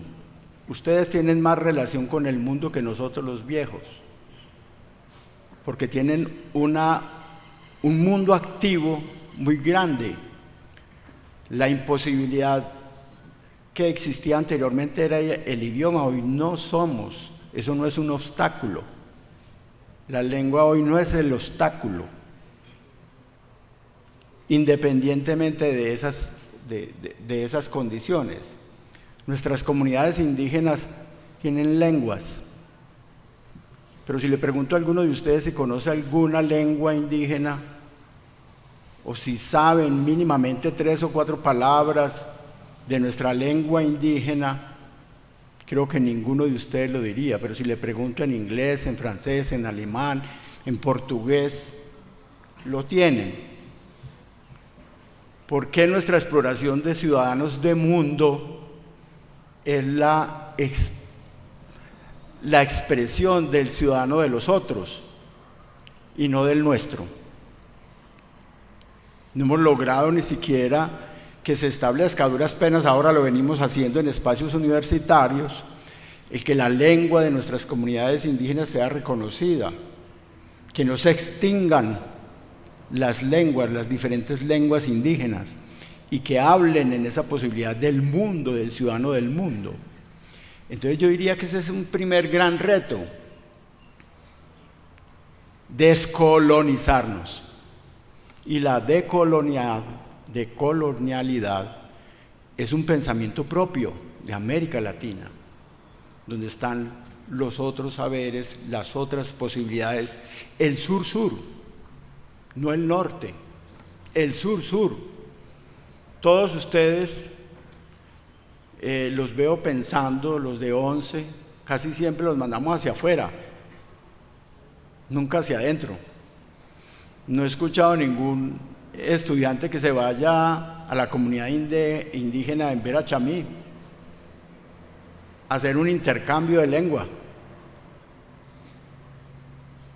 Nos vamos hacia afuera, hacia el alemán, el francés, en ese trámite de la colonialidad, no en el trámite de la decolonialidad, de que tenemos orgullo propio, y el orgullo nace de lo que habíamos hablado ahora, de las posibilidades identitarias, del quién soy, de qué lugar ocupo, de cómo me expreso, de que cuáles son mis saberes propios, cuáles son esos otros saberes que hay allí. Entonces ahí creo que debemos empezar y debemos trazar otros retos. Me repite un poco la segunda parte de la pregunta porque se me va ya la memoria. ¿Cuáles son los retos y las responsabilidades más grandes que tenemos en este sentido, en el establecer el lazo social de la región? Entonces nuestros lazos sociales tienen que estar en eso de circular en el escenario del ciudadano del mundo, en el que lo local tiene que empezar a ser protagonista y no el mundo global. Para nosotros fue importante porque rompió con esas posibilidades de cuando por allá el presidente Gaviria estaba rompiendo con una tradición fronteriza, decía bienvenidos al mundo. Y cuando decía bienvenidos al mundo era porque la mercancía empezaba a tramitar en todos estos países de manera desaforada y rompieron con nuestra propia posibilidad de industrialización y nos monopolizaron como asunto de mercancía, como mercadería, como simple cosa que se compra y que se vende. A ustedes no les tocó, pero Medellín era una ciudad que aquí en esta autopista norte era el eje y el centro de la industrialización, de la industria propia. Hoy eso no está, son puras unidades. Pero tenemos hiper mega mercados, no solamente físicos, sino a través del internet. Todos ustedes compran en Amazon, no me las conozco todas. Y vivimos de esa mercadería. ¿Cuál es la mercadería local que tenemos para ofrecer? Además de lo simbólico del collarcito, de la cosa, como que salvamos como identidad diciendo, bueno, es que aquí tengo la pulserita que le hicieron los indígenas. ¿Dónde está nuestra propia mercadería? Si es que queremos competir en un mundo competitivo, ¿con qué competimos con el otro? Deberíamos competir con nuestra propia identidad, con nuestra lengua, con nuestra cultura.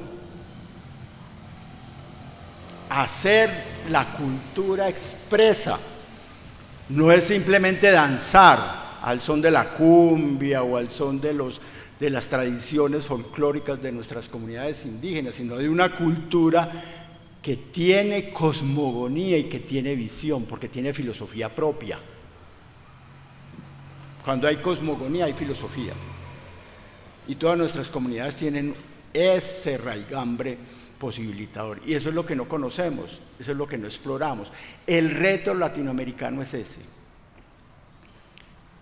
Cuando yo he utilizado en todo el transcurso de mis intervenciones el asunto de lo posibilitante o lo posibilitador. Y muy pocas veces exploramos eso de qué es el mundo posible. ¿Cuál es el futuro? Es el mundo posible. Y hay mundo posible si hay palabra activa en acción. Y esa es la filosofía latinoamericana. Acción. Un mundo que se constituye a partir de las acciones propias, no de las impropias, que en este mundo hoy está marcado de las grandes mercaderías o de las guerras que no son nuestras propias guerras.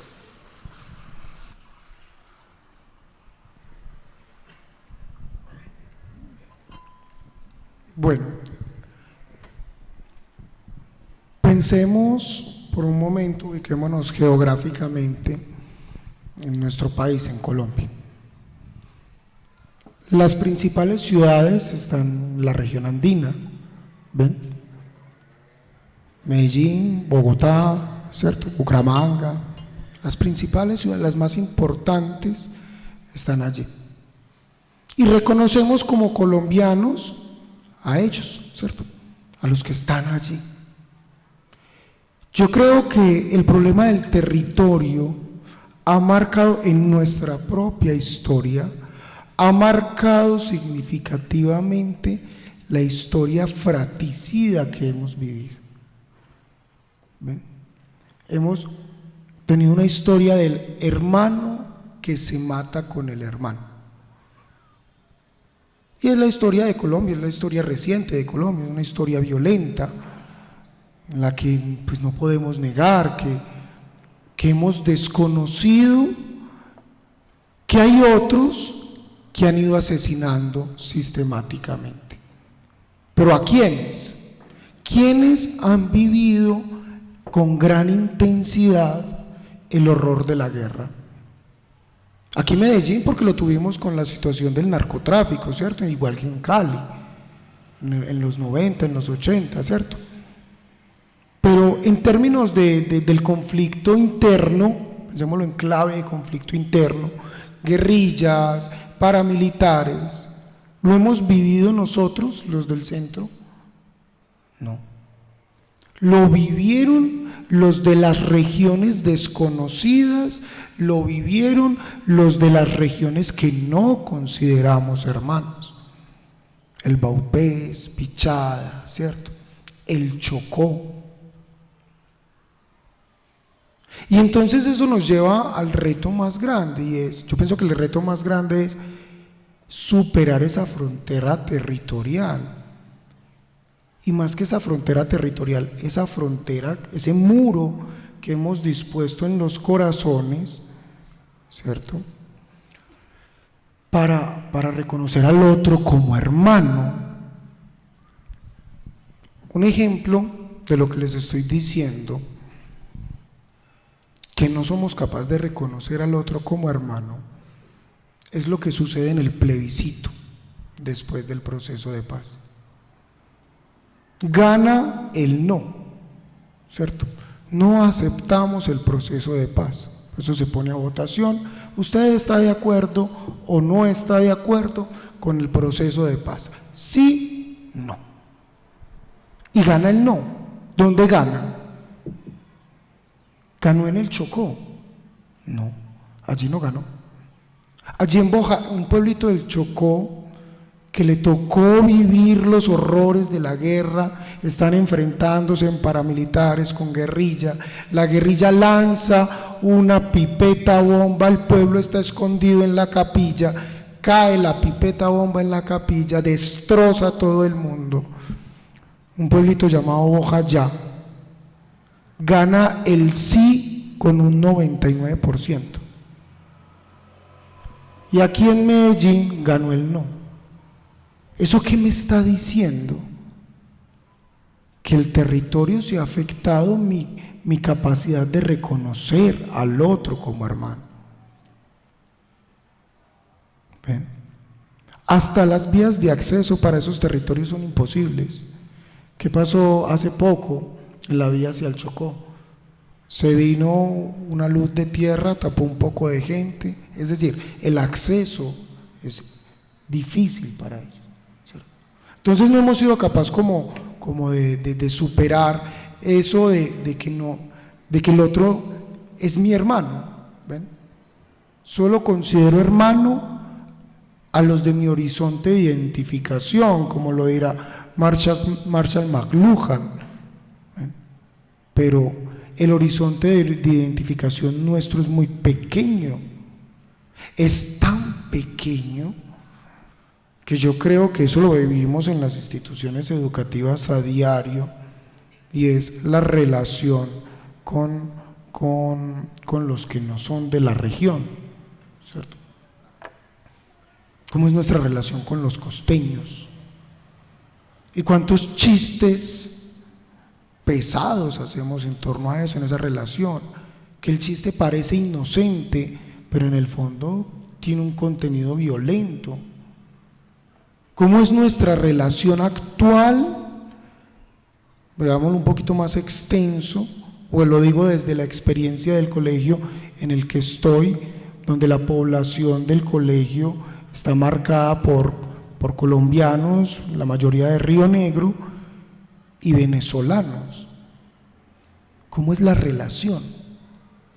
Ni siquiera al venezolano soy capaz de reconocerlo como hermano, aun cuando comparten así el mismo puesto. Y lo que se sabe de la historia del otro es muy poco. Creo que ese es el principal reto que debemos afrontar en este momento, es nuevamente disponer el corazón. Es una cuestión de disposición del corazón.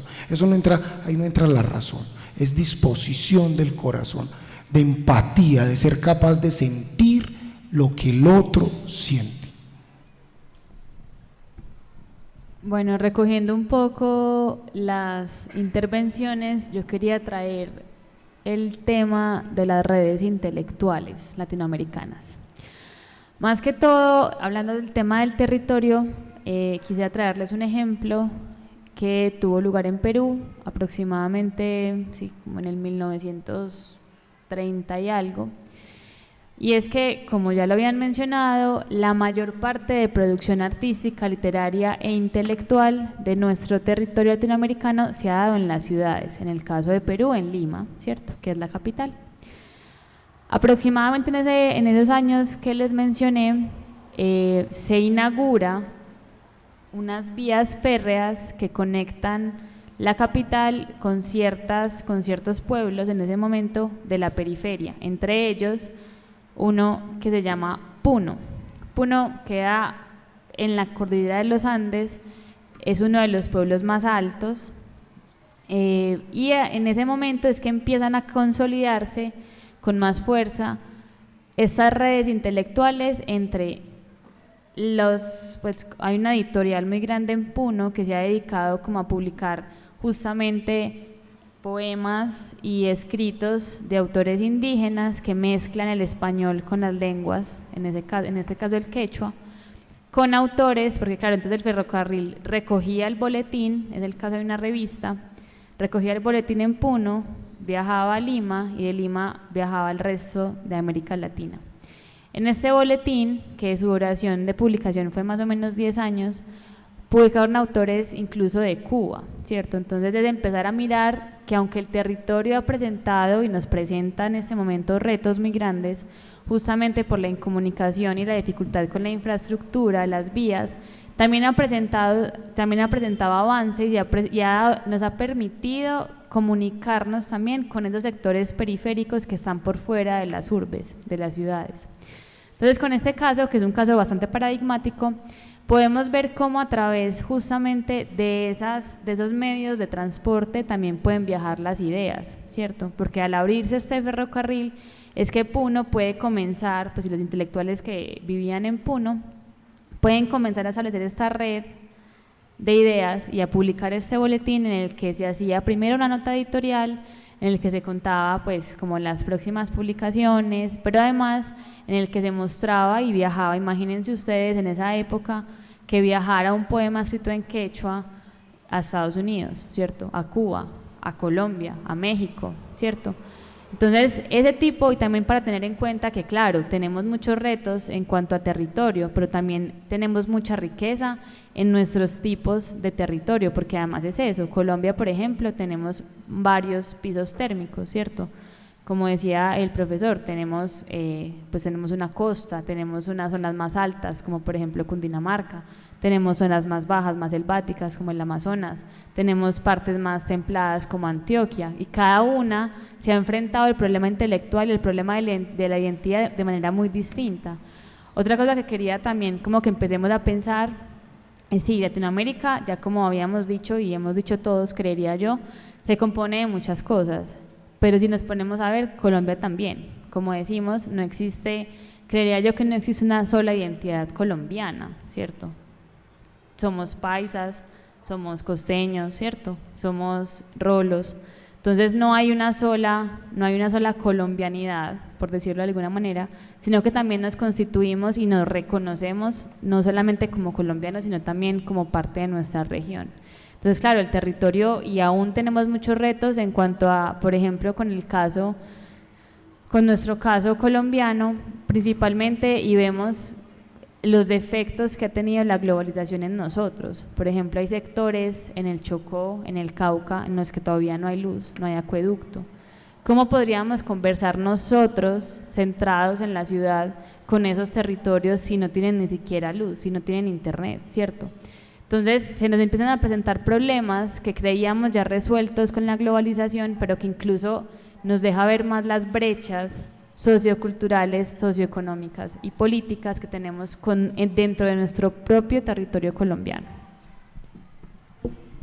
Súper, muchas gracias. Una gran pregunta de cierre. Recordar algunos elementos, el tema de esa ciudadanía del mundo y ese reto a descolonizarnos ya en este momento con una ciudad de consumo, de una sociedad de consumo. Hablábamos de esa burbujita en que vivimos en la ciudad, pero que realmente hay una gran diversidad y formas muy diferentes y situaciones de vida muy distintas, tanto en Colombia como en toda Latinoamérica. Superar esa frontera territorial y establecer estas redes intelectuales y de pensamiento, que parece que entonces este ejercicio del pensamiento latinoamericano se haya quedado en el siglo pasado, porque estamos ante un reto avasallador de la globalización, pero no, y aún más hay elementos y tecnologías para seguir estableciendo este pensamiento latinoamericano de formas diversas. Entonces ahora abrimos el espacio de preguntas y comentarios a esta última pregunta. Yo estoy aquí todo el tiempo, he estado en Revolución Interior y en su intervención de este último trayecto, Gonzalo me dio paz, porque empezó diciendo: hoy somos ciudadanos del mundo. Y es cierto, pues él y yo sí que sabemos lo que era no tener una ciudadanía del mundo, porque somos más viejitos, ¿sí? Sin embargo, me dio la paz, listo, sí, entonces estamos todos de acuerdo, pero a renglón seguido señala Gonzalo y es un señalamiento que es muy importante para ustedes, muchachos, que apenas están empezando. Dice: fíjense que hoy somos ciudadanos del mundo, ya el idioma no es obstáculo. Mentira, ahí mismo lo dijo. ¿Cuántos de ustedes me incluyo, ¿cuántos de nosotros aquí hoy somos capaces de decir sol en cualquier lengua originaria, ya sea de Colombia o de cualquier otra parte? ¿Sí? ¿Qué sabemos del mundo huitoto? O lo que mencionaba Lina, ¿qué sabemos de ese maravilloso mundo de la puna? No sabemos nada. Los indígenas peruanos han conservado el quechua, pero ya muy bien. Pero el cuento es este. ¿Por qué mi interior revolución todo el tiempo, mi interior agitación? Porque desde muy chico yo, en mi historia pues de mi formación, no voy a decir intelectual, espiritual, de mis valores, el tema del latinoamericanismo siempre me causó escozor, porque siempre me causó escozor el chauvinismo, el pretender que lo mío es distinto y tiene que ser opuesto, distinto y además circunscrito a lo mío. Todo el problema de la pertenencia al territorio. Después pude entender el problema de la pertenencia al territorio y que el territorio no es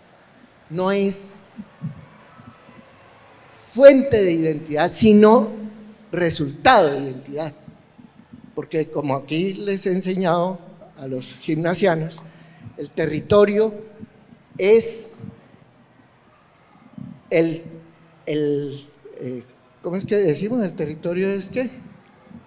Es el espacio simbólico que el ser humano, pero no el ser humano, usted y yo individualmente consideramos, el espacio simbólico que las comunidades humanas, las comunidades reales, nos damos para pensarnos, para identificarnos, literalmente.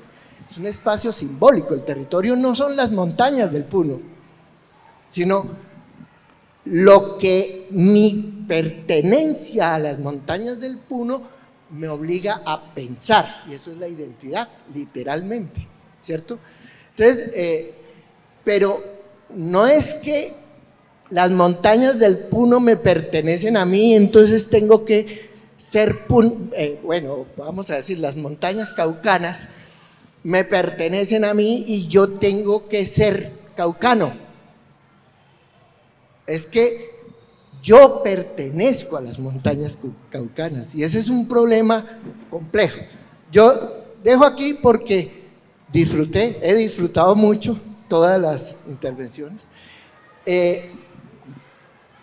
Gonzalo en la otra parte también me entregó la paz cuando dice, ¿cómo llego yo al pensamiento latinoamericano? Al problema de la identidad de los... Por la escuela de Frankfurt, nada más ni nada menos, por el pensamiento europeo. Claro, somos todos los aquí presentes, somos hijos de la lengua castellana. La lengua castellana, bueno, nos pone unas identidades de entrada. Y hasta donde yo conozco, ninguno de nosotros ha adoptado ¿cómo se llama? El de los aruacos, el aruaco. ¿Sí? No, vamos de visita a la sierra y los admiramos y nos ponemos y nos compramos la ruanita y pero a ninguno se le ha ocurrido aprender el aruaco como segunda lengua y menos aún postular el aruaco como segunda lengua para examen del bachillerato internacional. ¿Cierto? Bachillerato internacional en aruaco, venga, hágalo, ¿cierto? Entonces, mire, ese cuentico no lo quiero decir despreciativo, pero ese cuentico de, no soy despreciativo, esa actitud, para mí siempre sospechosa, del chauvinismo, de lo latinoamericano, hoy sí que es cierto que hay que tomarla con precaución. ¿Por qué?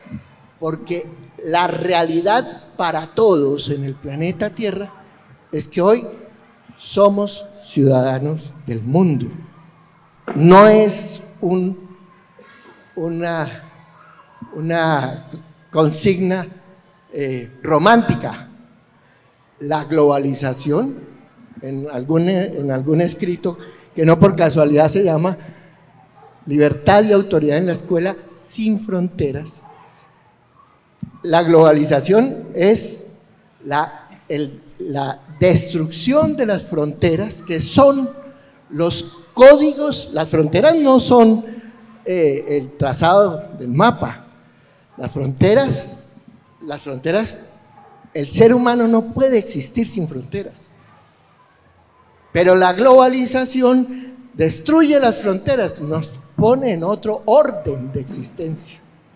Las fronteras, decía en ese escrito, son literalmente los códigos éticos en los que las comunidades se han estructurado para proteger a sus individuos. ¿Qué pasa con la destrucción de las fronteras? Que hoy día los individuos estamos más huérfanos de humanidad, y lo que corresponde es el tema de la ciudadanía universal, cómo pertenecemos a la tierra, no la tierra nos pertenece a nosotros. Pero bueno, me extendí, se me convirtió en intervención, pero quiero rescatar esos dos aportes, entre los muchos, que aquí tengo apuntado todo, pero entre los muchos aportes que nos dejan todos, y que en particular Gonzalo nos trae. Ojo, para hablar de identidad a cualquier escala, identidad latinoamericana, identidad colombiana, identidad paisa, identidad medellinense, para hablar de identidad hay que empezar por hablar de ciudadanía del mundo, hoy. Y para hablar de identidad latinoamericana, tengo que empezar en la Escuela de Frankfurt. Yo también empecé en la Escuela de Frankfurt y estoy totalmente identificado. Muchas gracias. Buenas tardes para todos.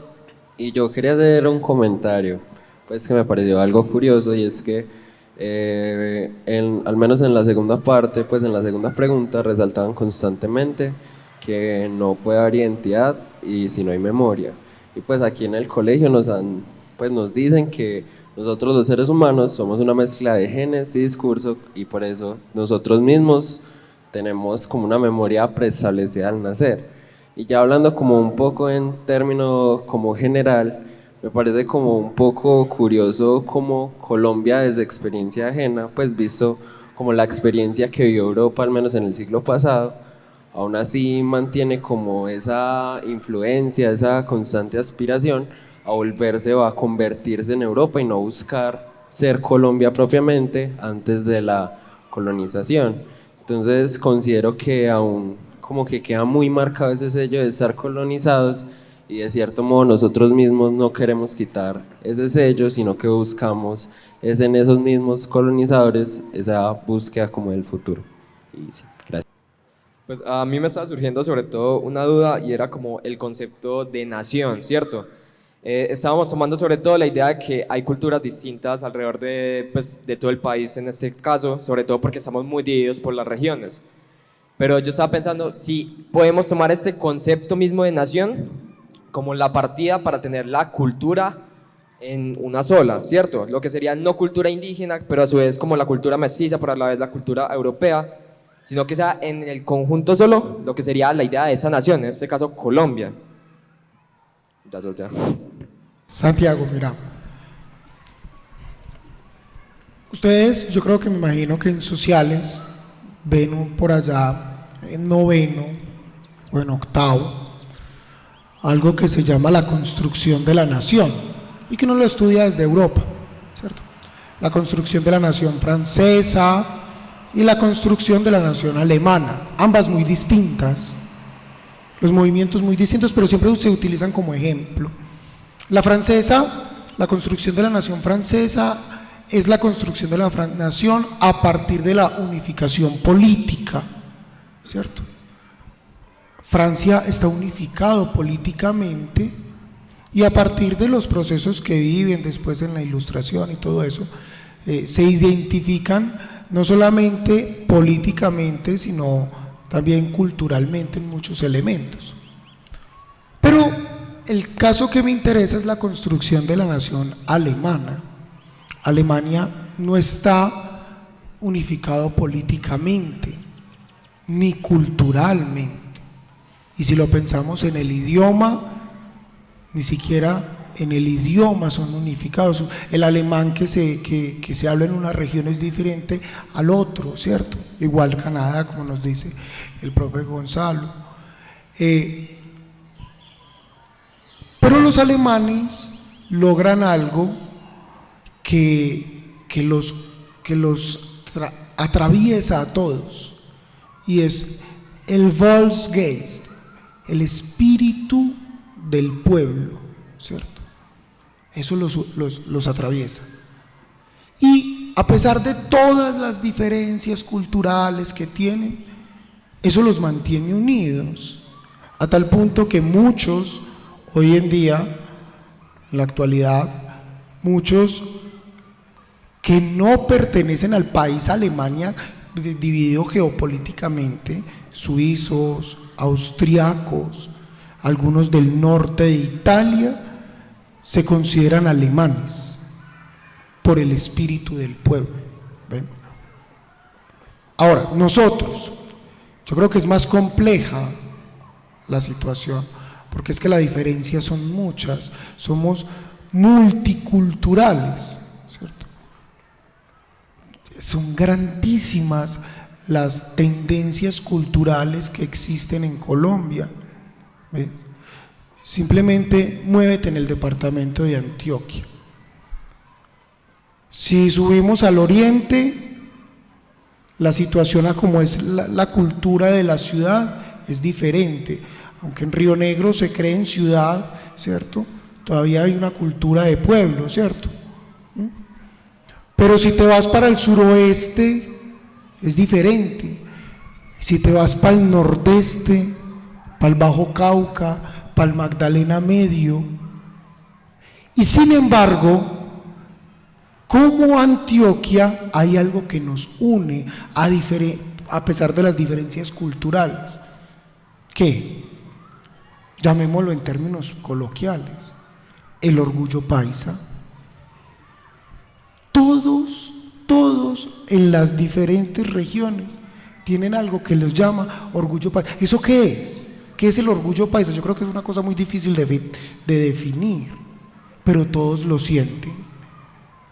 En el Bajo Cauca, en Caucasia, en Yarumal lo sienten, en Jericó lo sienten, en Titiribí, en Río Negro lo sienten. El orgullo paisa.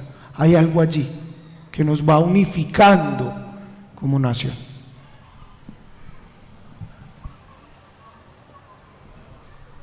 Yo creo igualmente que a ese respecto decía algo Ernesto, y es el asunto de los valores, lo axiológico, cómo juega en ese proceso de constitución de ciudadanía, de nación,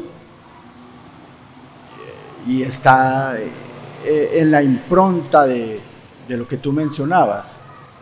¿Qué es lo que identifica al paisa en sus valores de tradición? Venimos de una tradición, tenemos un valor de tradición. Entonces la tradición juega un papel importante en eso. ¿Qué cultivamos? ¿Qué valores cultivamos? Y a partir de los valores que cultivamos, pues lo que nos posibilitamos como nación. Creería yo que es lo que fecunda ese proceso identitario de naciones, de ciudadanía propia. A pesar, no, sino a favor de todos los asuntos del orden de lo diverso que somos.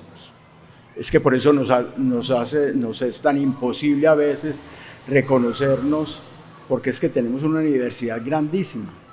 Somos diversos, afortunadamente. ¿Qué tal que fuéramos todos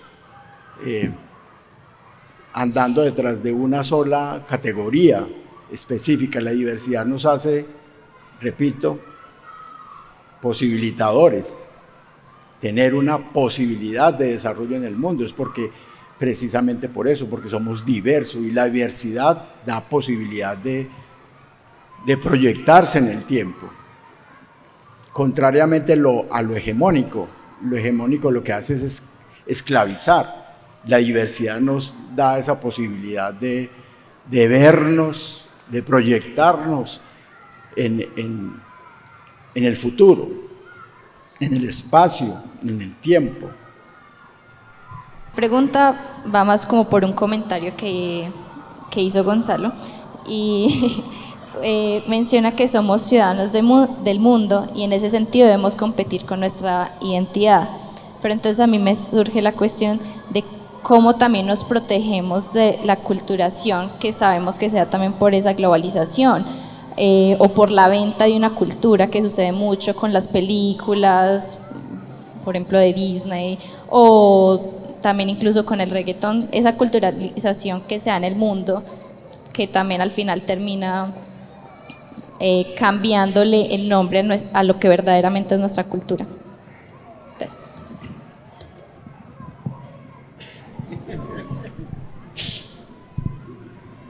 Es que estamos inmersos en el mundo del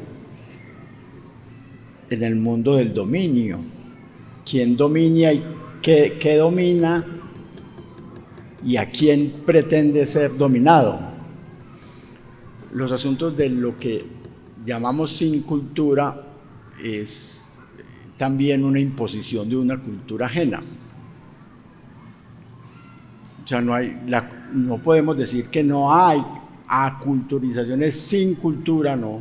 Hay una cultura, lo que pasa es que esa cultura se distribuye de manera o hegemónica o antihegemónica. Y cuando se mencionaba el asunto de la mercadería o de la mercancía, lo que pretende es homogenizar bajo unos patrones del orden cultural que permitan que se agencien las posibilidades de quienes son los dueños del mundo. Y entonces, pues eso genera una cultura que no es la propia, eso es otro asunto. Y cómo confrontamos o nos sometemos o nos damos la posibilidad del no sometimiento.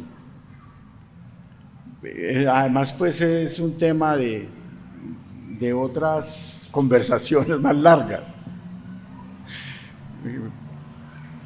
porque salen por fuera pues de lo que está aquí en el escenario.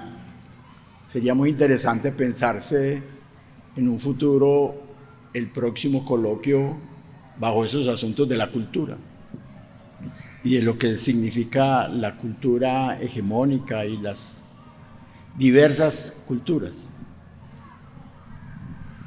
Listo, muchísimas gracias. Hay palabras para tener en el pensamiento y en el corazón de este últimos temas: nación pluriétnica y multicultural, mestizaje, sincretismo, les regalo esa que es muy hermosa, y industria cultural. Para sentir pensar, como decía Fals Bordas. Muchas gracias, damos por terminado nuestro foro.